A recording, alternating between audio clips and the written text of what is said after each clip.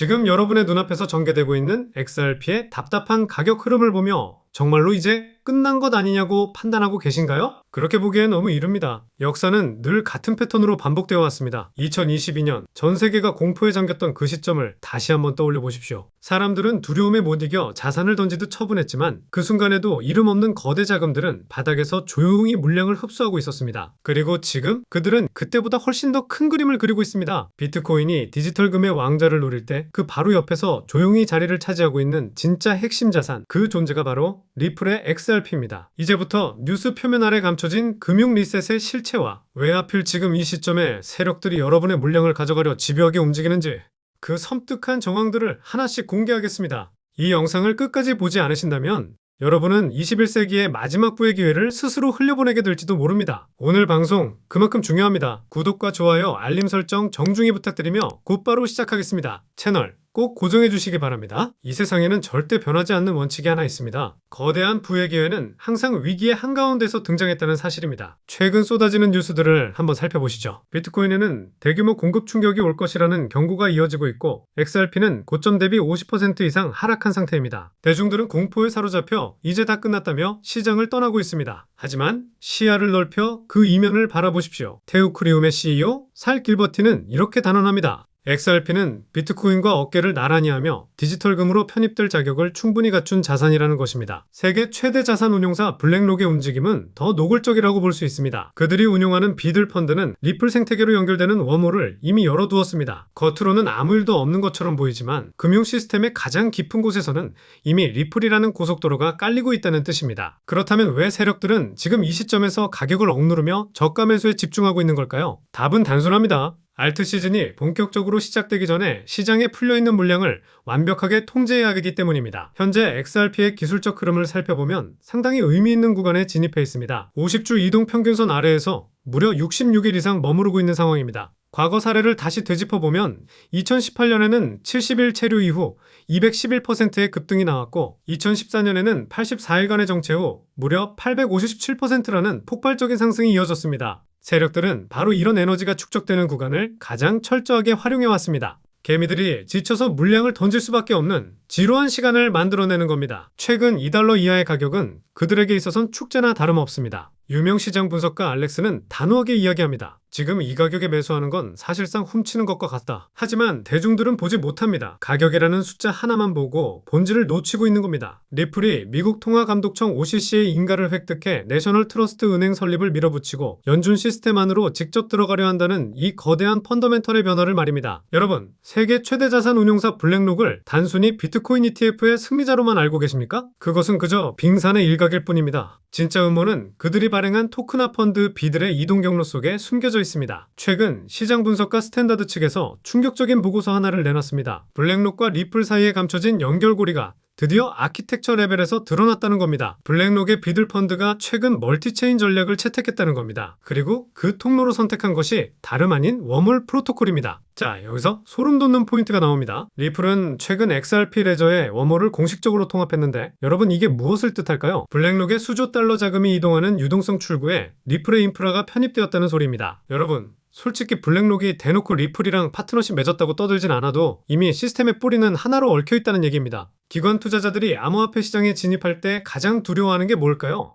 바로 규제 문제입니다. 블랙록 역시 이 문제를 풀기 위해 시큐리타이즈라는 토크나 플랫폼을 이용합니다. 그런데 놀랍게도요, 이 시큐리타이즈는 리플과 전략적으로 협업하고 있는 회사입니다. 이건 음모론이나 우연이 아닙니다. 발행은 시큐리타이즈가 맡고 유동성 공급은 리플이 담당하며 그 위에서 블랙록의 자금이 흐르는 완벽한 삼각구도가 이미 완성되어 있다는 겁니다. 규제 준수가 시스템 설계 초기부터 내재화됐다는 사실은 세력들이 이미 법적인 리스크를 전부 제거하고 판을 다 짜놓았다는 증거입니다. 진짜 배기 기관들은요, 시끄럽게 광고 안 합니다. 금융 시스템의 밑바닥을 조용히 선점할 뿐이죠. 금융권 관계자들은 이렇게 말합니다. 토큰화된 국채나 증권이 본격적으로 이동하기 시작하면 자본은 가장 안전하고 빠른 경로를 따르게 될 것이다. 그 경로 끝에는 무엇이 있을까요? 바로 속도와 비용 면에서 압도적인 리플의 XRP 레저가 기다리고 있습니다. 여기에 리플의 스테이블 코인 RLUSD가 마지막 퍼즐을 맞춥니다. RLUSD는 단순한 스테이블 코인이 아닙니다. 웜월의 네이티브 토큰 전송 표준을 활용해 여러 체인 사이를 자유롭게 넘나드는 금융의 혈관 역할을 수행합니다. 이 구조 안에서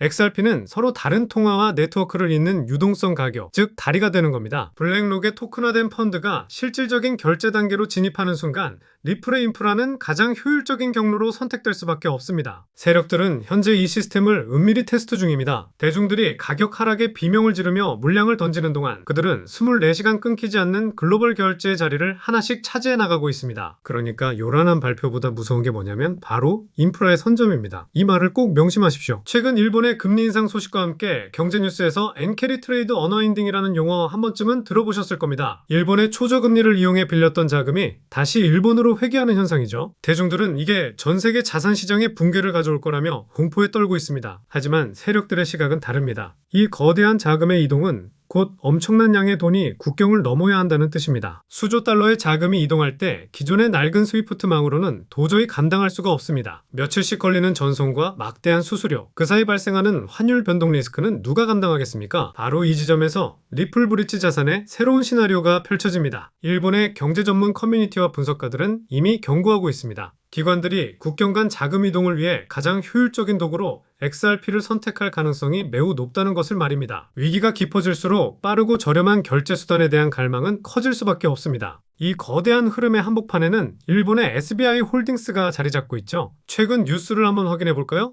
SBI 리플 아시아와 도플러 파이낸스가 리플 레저 기반의 수익 인프라 개발을 위해 양해각서 MOU를 체결했습니다. 이건 단순한 기술적 협력 수준이 아닙니다. 그들이 준비하는 것은 RWA 실물자산 토큰화와 기관급 예치 리워드입니다. 일본과 아시아 전역에서 XRP의 활용성을 확대하는 기반을 다지고 있다는 뜻입니다. 특히 눈여겨봐야 할 점은 SBI 디지털 마켓이 기관의 커스터디, 즉 자산 수탁을 담당했다는 점입니다. 여러분, 세력들은 다 알고 있습니다. 개미들이 지금 가격 차트에 일희일비할 때 일본과 아시아 금융 엘리트들은 XRP를 단순 코인이 아닌 생산적인 수익 자산으로 변모시키고 있습니다. 전통 금융과 온체인 금융을 잇는 거대한 브릿지가 지금 이 순간에도 아시아에서 완성되고 있는 겁니다. 공포심을 조장하는 전문가들은 비트코인이 나락으로 갈 거라며 대공황을 경고합니다. 하지만 XRP 커뮤니티 내에서 예리하기로 소문난 분석가 언노운 DLT는 전혀 다른 경고를 날립니다. 지금 팔고 나중에 더 싸게 사려는 전략은 영영 재진입 기회를 잃게 만들 것이라고요. 이건 왜 그럴까요? 바로 유동성의 위기 때문입니다. 기관들이 본격적으로 자금 이동에 XRP를 사용하기 시작하고 XRP ETF 안으로 유통 물량이 잠기기 시작하면 앞으로는 시장에 내다 팔 물건 자체가 없어집니다. 가격은 매수 버튼을 누를 틈도 없이 수직으로 솟구칠 겁니다. 세력들이 진짜 원하는 건 바로 여러분의 백기투항입니다. 그들은 위기를 조장해 여러분의 손에서 XRP를 뺏어온 뒤 그 물량을 자신들의 금고에 가두고 시스템의 표준으로 사용합니다. 부의 이동은 그렇게 소리 없이 하지만 무자비하게 이루어지고 있습니다. 여러분, 세력들이 가장 공들여서 준비한 공식적인 명분이 뭔지 아십니까? 그건 바로 2025년 7월 미 하원을 통과한 디지털 자산 시장 클래리티 법안이죠. 이 법안은 단순히 코인을 규제하는 법이 아닙니다. 비트코인을 디지털금으로 그리고 XRP를 실사용 기반의 디지털 상품으로 공식 분류해서 기관들이 합법적으로 수조 달러를 쏟아부을 수 있는 면제부를 쥐어준 거나 다름없습니다. 테우크륨의 살 길버티는 이렇게 말했습니다. 규제가 명확해지면 XRP는 이더리움, 솔라나와 함께 기관 포트폴리오의 핵심 자산이 될 것이다. 지금 출시된 XRP ETF로 유입된 12억 달러요. 길버티 CEO는 이것을 빙산의 일각이라고 칭합니다. 진짜 거대한 빙산은 클래리티 법안이 완전히 발효되는 순간 전 세계 연기금과 자산운용사들의 엄청난 자금이 디지털금의 이름으로 폭발적으로 유입될 때 드러날 겁니다. 보통 ETF가 1년에 2,500만 달러만 모아도 성공이라고 하죠. 그런데 테우크리움의 XRP ETF는 출시 12주 만에 5억 달러를 돌파했습니다. 이게 뭘 의미할까요? 이미 눈치 빠른 자금들은 이동하고 있다는 명백한 증거입니다. 세력들이 대중에게 공포감을 심어주는 동안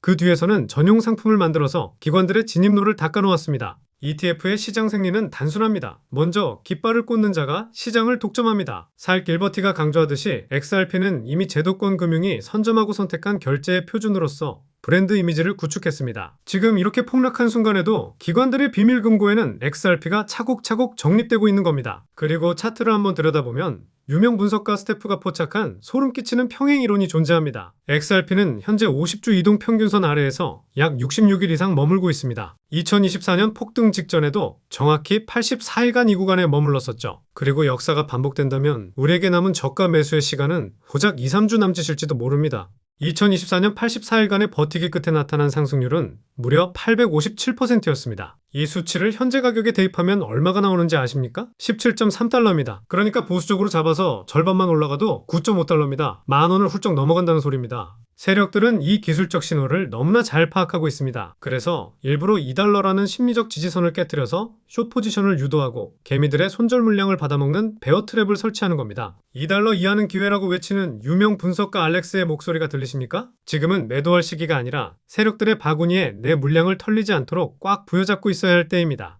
알트코인 상승장이 코앞으로 다가온 지금 시점부터는 선제적인 준비가 꼭 필요합니다. 알트 불장이 시작되면 가장 먼저 튀어오르는 코인, 뭐라고 제가 늘 말씀드렸죠? 바로 밈코인입니다.